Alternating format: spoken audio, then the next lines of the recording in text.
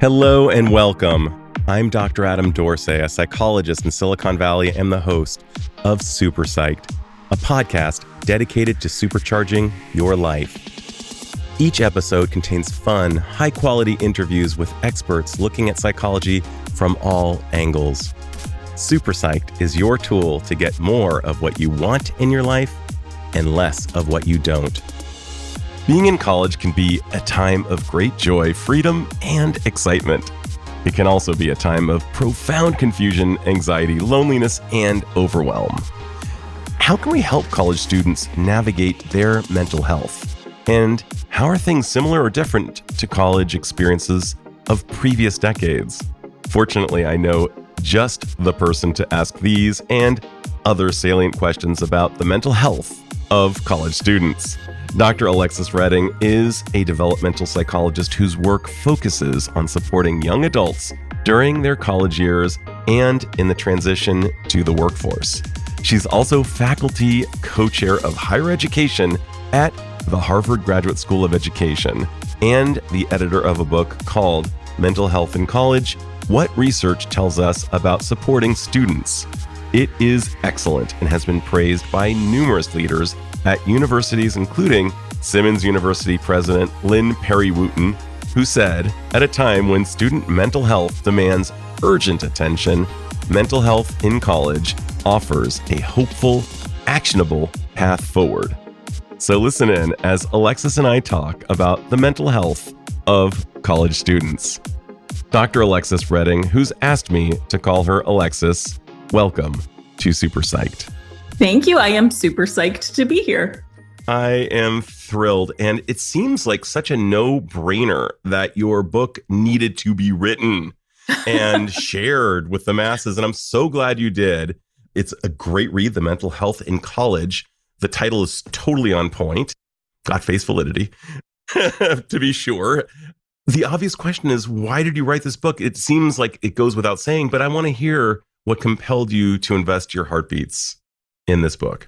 Sure. Well, first, I will give props to my wife who named the book, because in true academic form, the original title was 17 words with a semicolon partway through and didn't at all get at the heart of what the story was.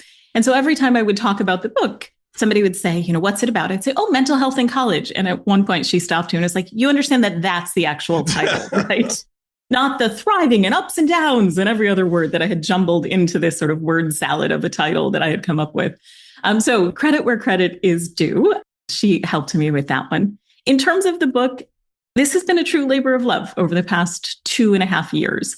What happened is I was teaching a professional development course at the Graduate School of Education at Harvard, where I had brought together a group of faculty. And the defining feature is that they had to be experts in their field and never in communication with other members of the faculty, meaning they were attending different conferences, they were writing in different publications, they were, scrolling different Instagram feeds. These are people who all cared very deeply about supporting young people, supporting college students who never were talking to each other. And partway through that first iteration of the course, when I saw all of the points of connection and all of the ways we could make each other's work better if we were in conversation, a light bulb went off that this needs to not just be for the 40 people in this small curated group of the classroom that we have every year. This needs to be a broader conversation. And so I brought it to the folks at the Harvard Education Press. And 2.5 years later, here it is. It exists in the real world. And I love the cover. Totally on point. There is something magical about being married to somebody who's super smart. I have that wonderful condition as well. And I'm so grateful for it because my book as well is infinitely better thanks to her presence. I can also give a shout out to the great Dory Clark, who is your wife, who gave one of the most popular interviews on this podcast. Just brilliant. While it seems so obvious that this is the right thing to do, caring about the health, the mental health, although there's really no differentiation as far as I'm concerned between mental and physical health. In fact, mental health can be even more oppressive if it's not present. It's obviously the right thing to care about. And yet, I'm not even going to go down that path. Why is it even good for business Why, from the bean counters and the people who are monitoring the bottom line, why does it make sense from a business perspective to care about this? You're the first person to ask that question, and it's such a good question. If we care about the proposition of higher education, which is educating students, getting them to graduation, preparing them not just for the workforce, but for their lives, it means that they have to be able to engage in the college experience and finish the college experience. And what we know is that students who don't have a sense of belonging, who feel deeply lonely on campus, who are struggling with their mental health and are feeling isolated within their institution, are far less likely to finish. And so to do our jobs, to have students in our classrooms whom we can educate, who we can prepare for the future, we need them to stay. And for them to stay and to be engaged, we need them to have the supports that they need. And you're suggesting that attrition might be bad for the bottom line of a college. Can you share a little bit why not graduating might actually be bad for the college? Well, we want for us muggles out here who don't necessarily know what that means. This is your world. Maybe the listener might not know. Well, it's important for a couple of reasons. One, if students have spent the time applying to, getting into college, spending time taking courses, we want them to be able to complete that, to earn their degree and to prepare for the workforce. But we also have this opportunity when students are enrolled in college to develop all sorts of skills of resilience and habits of mind that support them across the life course. If they are with us, we have the opportunity to do that with them, to prepare them. And the wonderful thing about a college or a university is that we have incredible supports. Not only do we have a campus mental health center, but we have a tutoring center, a writing center, a career development center. We have all of these places that carve out the space for somebody to ask and answer the big questions, the who am I? Who do I want to be? What do I want out of my life? And how am I going to get there? We have an opportunity to facilitate those conversations, not just with young people, because college students aren't only 18 to 25, but with all people. And the longer our students stay with us, the more opportunities they have to do that important developmental work. And one of the things I'm kind of inferring from what you're saying is that academic institutions are not just trying to create academic automatons and students. They're trying to actually look at the whole being and maybe getting the entire being out into the world as, for example, your institution, a Harvard graduate, wouldn't just be academically kicking butt, but also really in touch with their humanity and better people as a result of having been touched by the institution, and maybe the institution, a better institution, by having been touched by that student. So This is really, to me, quite captivating because in my day, it seemed like the only thing that mattered was one's academic prowess. And that was it. It was nothing else. And I was speaking to a former Stanford admissions counselor who said, basically, these students often give up so much of their lives in order to get into this college by parents who are just over-indexing on the importance of getting in, that they come in already behind the eight ball in a massive way, both in terms of mental health, and I see you nodding, and a sense of identity. Yeah. We put so much weight on the getting in. And as a society, we tell this story that college will be the best 4 years of your life. And that is not true. College will have some wonderful moments, but college will also, almost by design, have hard moments. We will be challenged. We will be out of our comfort zone. We will be in a process of growth, and growth is hard.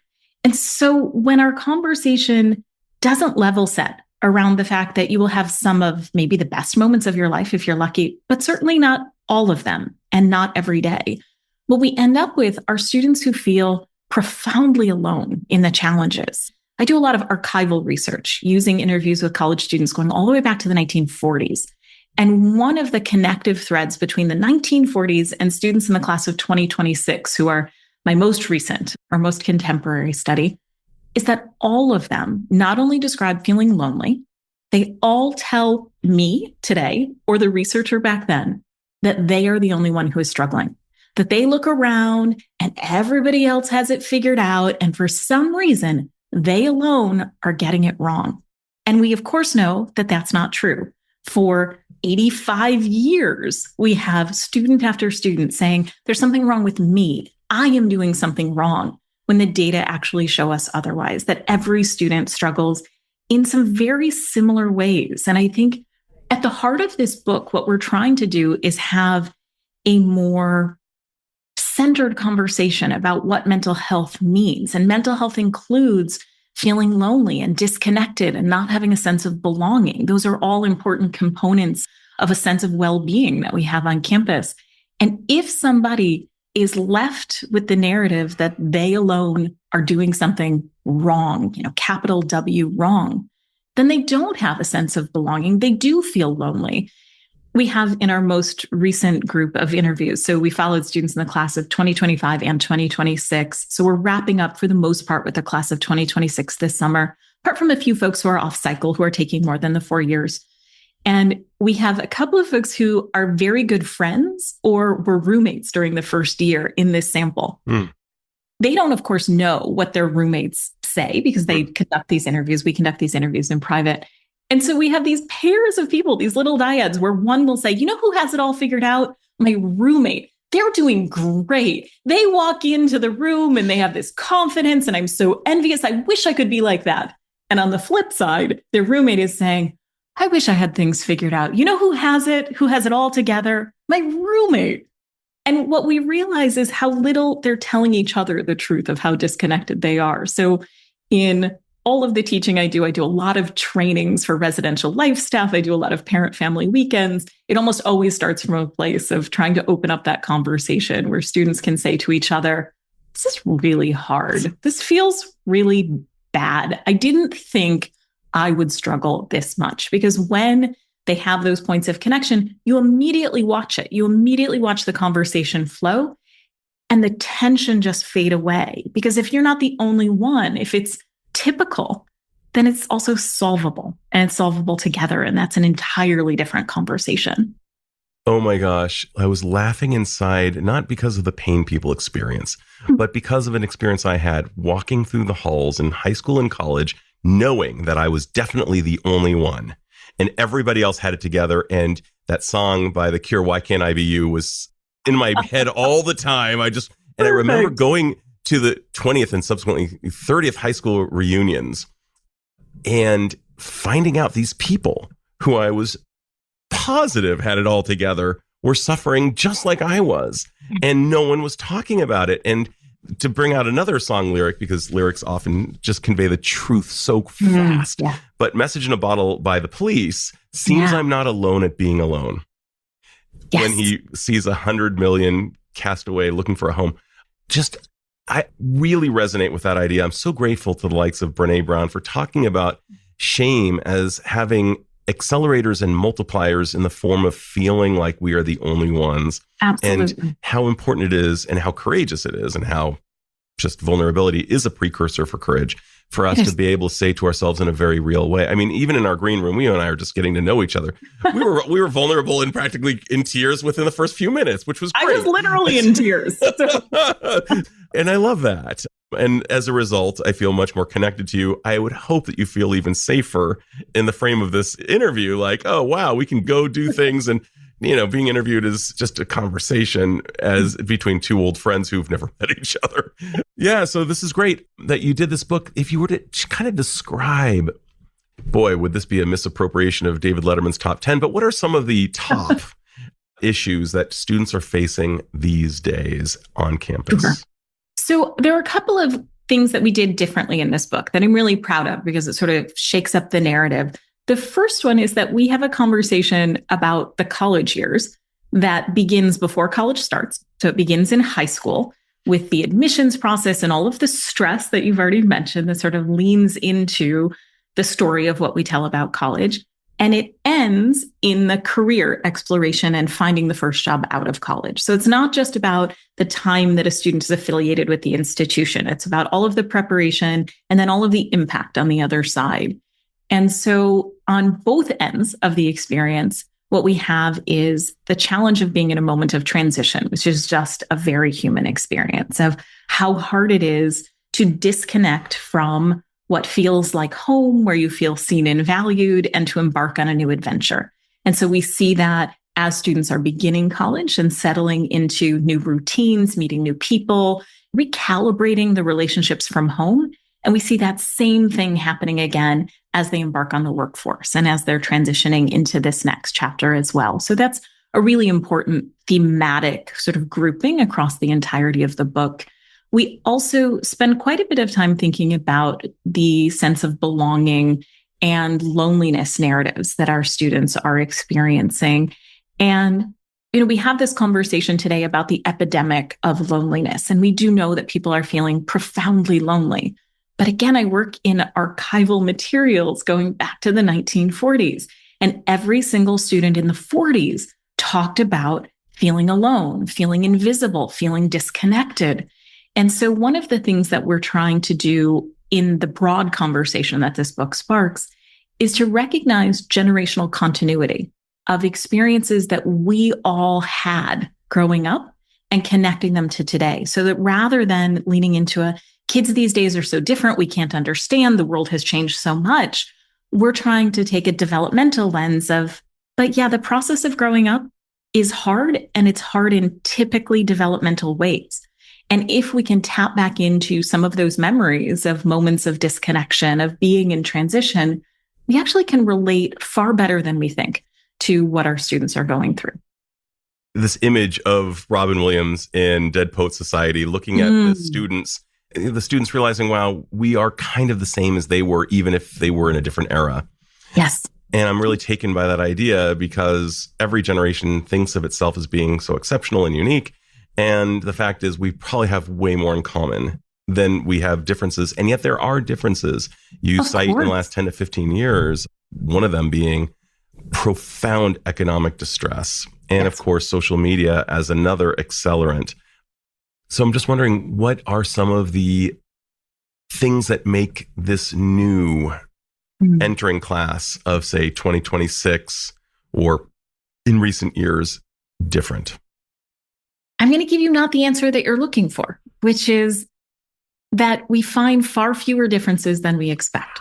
So a study that is not this book, it's part of my first book that I wrote with Dr. Nancy Hill called The End of Adolescence, uses this lost trove of archives with students from the class of 1975. And so to level set, I was born in 1975. I am about to turn 51. I have lived my whole life since these folks were interviewed. And I'm the daughter of an archaeologist. I found this little clue to the idea that this study had been done throughout the 70s, existed somewhere, spent a year finding it and putting it back together so that we could listen literally to the voices of students who were interviewed starting in 1971. They graduated in 1975. As soon as I began to listen to those interviews, and Nancy had the same experience that I did, we were floored by how familiar the stories were. Not just the insecurity that comes with transition, not just the pressure to have it all figured out and the parental dynamics. There was something about even just the valence, the nuance around the words of what it is for people to talk about, trying to figure out who they are and who they're going to be. And so we wrote our book, The End of Adolescence, based on those interviews. And then we did two things after we wrapped up that study. The first one is that we decided to replicate the study. That's the one following the students in the classes of 2025 and 2026. So exactly 50 years later. And the class of 2025 study is not just a perfect 50-year benchmark. This is a group of students who graduated high school online.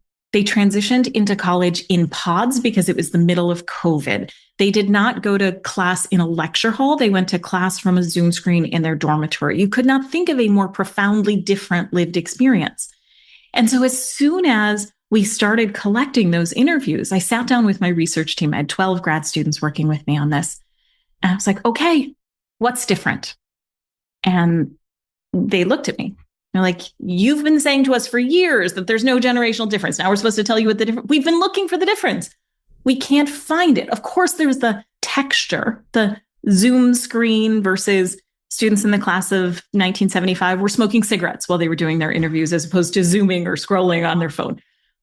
But the emotion is not different. The emotion of loneliness, of being in what we call a sense of disequilibrium, of being off kilter or off balance, is unchanged. And it's a hard thing to share because everybody immediately wants to push back and be like, well, social media this and COVID that. And I hear you. The world has changed profoundly. But growing up and doing the developmental work, what happens inside is largely unchanged. And to me, that's such an opportunity for connection and understanding and pushing back against the kids these days narrative, which exists in all its glory in every form. It's also, I think, an important opportunity for us to see the moments when things do feel so different. Why is that? And so one of the places that's particularly relevant for this book and a conversation about mental health in general is the language students are using to talk about mental health today. And so it is not uncommon for my undergrads or my grad students to come into my office and say things that I wouldn't have heard in the past. They'll tell me about cortisol spikes or CPTSD or dissociating. They're using clinical language in a way that we didn't hear before. And that's an opportunity to ask why, and also not lean into the, well, kids these days are, but what's changed? And I see something really hopeful in them using this clinical language. And I see the look on your face. Here's what's helpful to me. They are scrolling on TikTok and Instagram, and they are hearing this new language, sometimes used accurately, sometimes not used accurately. But that language is an opportunity for them to connect with us and to say something simple, which is, I'm struggling. And so the challenge is that when a student says to me, I'm dissociating, for me not to panic and interpret that through my lens of how I would have used that term in my day or how I was trained in the classroom to think about what that term means, but to immediately say, what does that term mean to you? How is that showing up?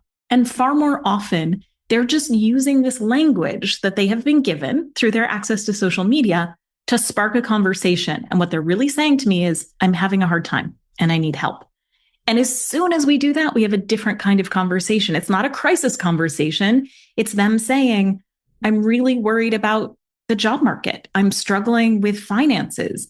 A student who tells me, I'm feeling really traumatized. When I ask, okay, tell me about that. It's that they got a B+. And that's not actually trauma, but it is for them a moment of something feeling jarring and feeling disconnected from a story they were telling about themselves. I think if we can get away from the why are they or kids these days do, and simply sit with them and have a short conversation in which we parse the way they're using language, it actually opens up a really robust conversation and an important one that they need and that we need to show up for. And I love your interpretation, explanation, and your manner of responding to this type of language. Embedded in the human condition is when something goes on internally, we look for an external explanation.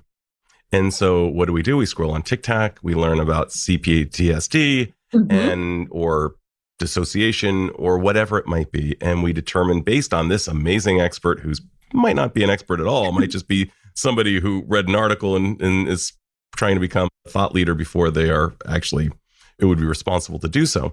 They come up with this explanation, and it would be my dream that everybody would have an Alexis or somebody to ask, what does this actually mean and what should we do with it?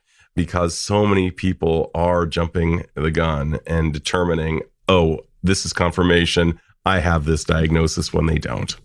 Yes. I think it's particularly a problem in colleges and universities because when our students are showing up and they're saying things like, I'm traumatized, I'm triggered, I have CPTSD, immediately a faculty member or an administrator is like, okay, well, that is outside of the scope of what I do, which would be an appropriate response if that's what the student was showing up with. And they immediately send them as a clinical referral. And what they've done in that process is they shut down the opportunity to probably have exactly the kind of conversation that they are primed for. And so by asking that question, what does that mean to you? How does that show up? How is that impacting your life? You can determine, is this appropriate for my office? Or do I need to send this to somebody who's the trained clinician who can actually deal with, because this is the thing that the student is naming. And if we can sort of do that change, which is a 3-minute conversation, really, to sort of get at the heart of it, we can stop overcrowding our counseling centers and we can help students not feel panicked. Because the worst thing in the world, a student who's coming to us and saying that they're depressed, if I immediately am like, oh, that's a serious thing, counseling center for you, I've shut down the opportunity to have a conversation, to level set with them, to have a more humane response. And I'm assuming they're going to go to the counseling center. And that is not always the case. And so it's just really important for us not to panic. And in doing that, I think the important thing as well is that it's easier to recognize the students who are genuinely in crisis when we start to have these conversations. Because a student who is genuinely in need of clinical care, when I ask, how does that show up for you? Well, how does that impact your daily life? They're going to say to me, well, I couldn't get out of bed for a week. I don't want to take a shower. I have stopped talking to my friends. Then I know, there's an expert who can talk to them about that. And not only am I going to refer them to the counseling center, I'm going to walk with them to the counseling center, or I'm going to pick up the phone to my colleague who I have on speed dial so that I can connect them and have a warm handoff. And I know that they're getting the help that they need. Yeah. And I'm so much better with a false positive than a false negative. Like when Absolutely. we don't identify somebody who needs the help, oh my gosh, it's just the worst. It could be actually life-threatening. Absolutely.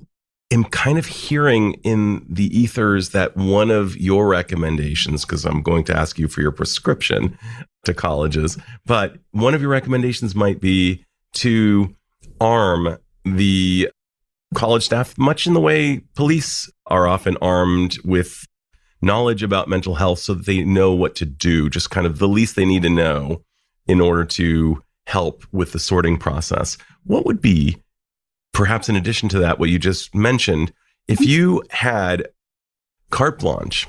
Oh, yes, to give the prescription to colleges and universities to address what you see as what colleges can do to help the mental health of college students, what would it be? What would be your recommendations? I think that my broadest recommendation is that we have to stop leading with a crisis narrative about mental health. When we look at the data, we can panic. And as you said, and rightfully so, we never want to miss a student who is in crisis. That is literally life and death. But we cannot treat every student as if it is life and death in a crisis, because most of our students are struggling in typical developmental ways that we have seen across decades, across generations. And so what I try to do in all of my work is to empower each of us to understand and recognize the complexity of being human and the reality of what it is to be in transition, so that we can show up for other people in a way that meets them where they are and doesn't escalate. I want all of my colleagues to feel less scared about getting it wrong. I want them to know that they have the skills at their disposal to ask those simple questions. What does that mean to you? How is this showing up? How is that impacting your life? They can go even further. What supports do you already have? How can I help you? Those are questions every single person can ask.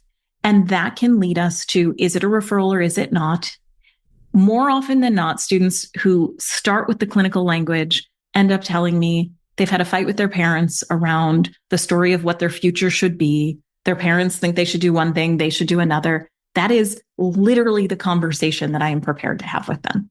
But in those instances where that is not the case, and it has certainly happened, last year in the spring, I had a student who was in a moment of profound crisis. And within seconds, I knew that and was able to connect him to help. And maybe that's the other piece of this, is trusting ourselves to see the person in front of us, to listen, and to follow through on that instinct. If you know somebody is struggling, but exactly as you said, we don't want to under-report. We don't want to under-refer. And so if you're not sure, refer.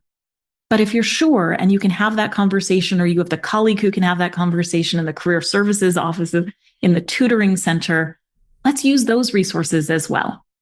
Love that. And is there anything else that you're given truly carte blanche? You get to do whatever you want. Almost, I would need a magic wand more so than carte blanche, but I would want to stop in its tracks every single story that begins kids these days. Because that is never coming from a helpful, supportive. I want to make the world better. I want to understand the human being in front of me. It is always coming from a place of making ourselves feel better and othering a group. If we could stop with kids these days, I think that would be profoundly helpful. And maybe also college will be the best 4 years of your life. Let's stop saying that. How sad would it be if the best 4 years of our lives were over at graduation, just in and of itself?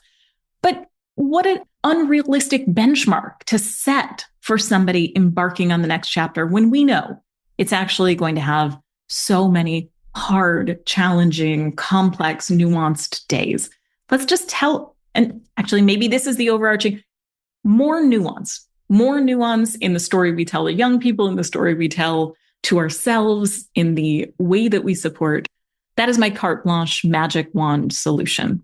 So funny to hear you say so many of the things that you've said, including just starting a sentence with kids these days immediately closes all the doors as far as I'm concerned. It's like, oh, okay, kingdom shut. We're done.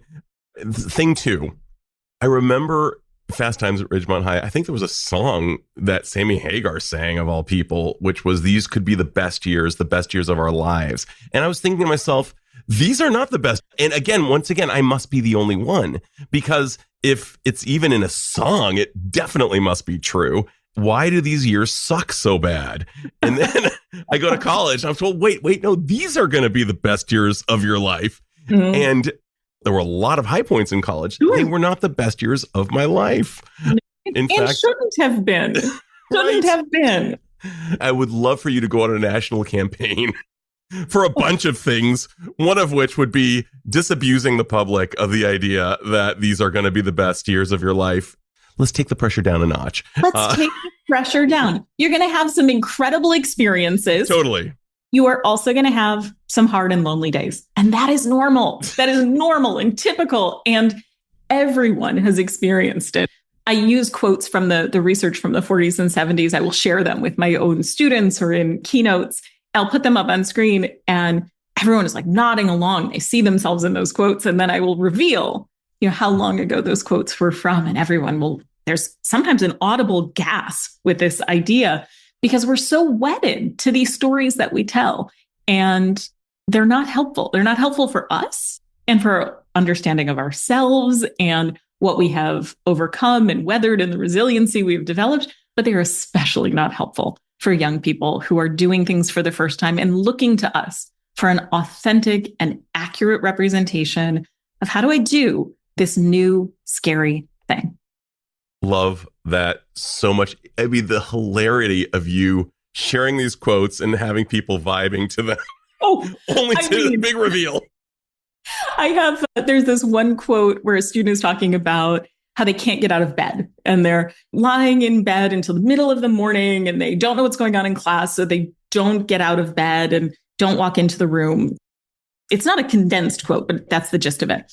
And I put it on screen for students in one of my master's classes this year. And I'm like, okay, which generation is this from? And their challenge is they have to tell me if it's from contemporary or past, but they have to build an argument. And so I had a student who was like, well, number one, this is entirely my experience of the world. This student is obviously scrolling on TikTok. This is doom scrolling. I've done this myself. There is no way that this comes from a past generation. And then I reveal, and the entire room looked at me like I had two heads. Like, that is not possible that my grandparents would have had an experience that I had. I love that moment because once you've seen that, and once you've seen it again and again, and we do it multiple times, it's really hard to tell a simple story about what's different. It is a lot easier to then start a conversation with your grandparent or your parent about these very real human emotions that we've all gone through. So let's go back even farther. Let's imagine Emily Bronte. Let's imagine William Shakespeare. Let's imagine we were to write their words, but with a more modern flair, but basically expressing exactly what they said. I would think that everyone, if they were written with a modern flair, of course, you have to throw in words like low-key and others, but I think that everybody would resonate with those as well. I think there's just things that are timeless, experiences that are timeless. And that can be actually very comforting to know. Yes. I think it is very comforting. And speaking of timeless, I mean, Aristotle is the first person to have ever given us a kids these days. There's a beautiful quote from Aristotle that is in our book, The End of Adolescence, that is about, young people today and their disrespect. It's kids these days in ancient times. Get off my lawn. Exactly. Every single generation has its story about what the current generation, how they're different, what they do differently. It's fascinating. It's fascinating. It's just a way that we experience the world. And it is a narrative of difference and disconnect that is so unnecessary and yet somehow so embedded in how we experience things. And here you are carrying on your father's tradition as an archaeologist, bringing back treasures from the past. Here's hoping. I think to be the daughter of an archaeologist, I think there are some ways that he wished I would have followed in his footsteps and been digging at the Giza Plateau where he worked. That was never my thing. I was not a dig in the dirt kind of girl. But what I saw him do actually more often in his work was sit at this great big table where he would put pottery sherds back together again. And it was this meticulous sort of work of reassembling the past and a story of people's lives. And I'm glad that before he passed away, he saw me doing some of that, literally digging through basements in old campus buildings and being up in the attic of the researchers' old offices and trying to reconstitute what this was, because in so many ways it was bringing to life what I saw him do and what I saw him love. And I never thought that I would have a chance to replicate that model. And so it's very cool that I got to do that, and that I got to do that to uplift stories of his generation. He graduated from college in the early 1970s. And one of the things I had not realized the entire time, it was a 5-year study, as I was listening to all of these voices, I hadn't realized I was listening to the voices of my father's generation.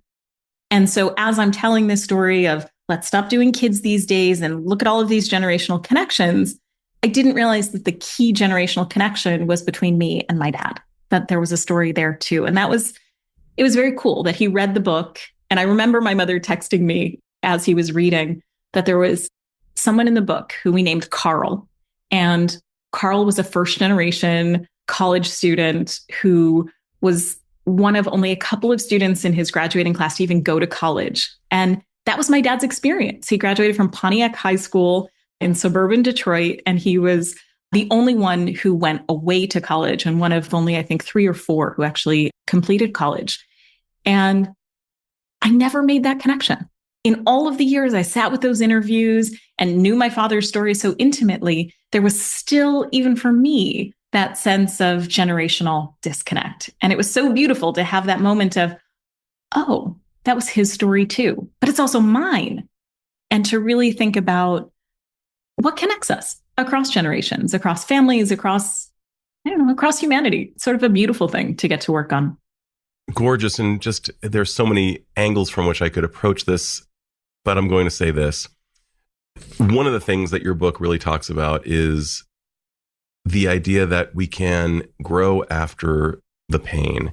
And as you were describing the putting back together of broken pieces, whether it's putting it back close to the original form or kind of using the Japanese art of kintsugi, which is putting gold between the cracks. I do see so much value in the reconstruction. And that is a huge part of post-traumatic growth that can transpire in college as a part of the learning. I want to ask you my final question, and gosh, I could talk with you all day. Once again, it's a magical question. Get ready to put on your wizard's hat and your magic wand.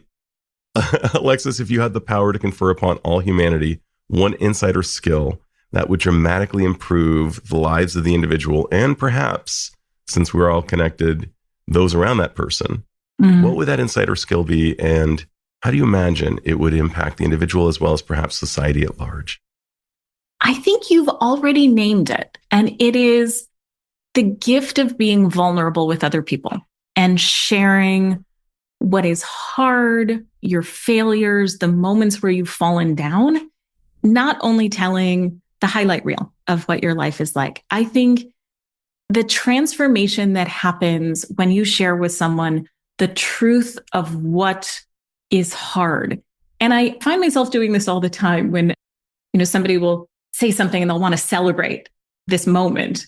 And my immediate reaction is, and here's what was hard about it. And here's the thing that was struggling. People will say something really nice, like, I loved your TEDx. And rather than just say, thank you, that means so much to me, what I say instantly is, oh my gosh, I can hardly watch it. I was trembling for the first 3.5 minutes and thought I would fall over.